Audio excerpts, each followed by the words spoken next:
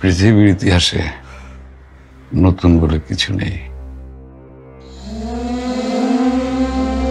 আমি প্রত্যেকের ভাগ্য তার কপালে লিখিয়ে দিয়েছি। শয়তানের প্রলোভন ছাড়া এটা আর কিছুই না। আমাকে আসতে বলেছিল, টাইম, ডেট, ইয়ার সব মিলে গেছে। আপনাকে বললে বুঝবেন না, আপনার মনে তো কোনো বিশ্বাস নেই। তোমাকে বলে লাভ নেই, কারণ তোমার বিশ্বাস নেই।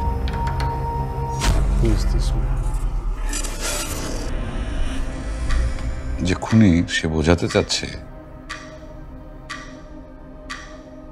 সে যা খুশি তাই করতে পারে।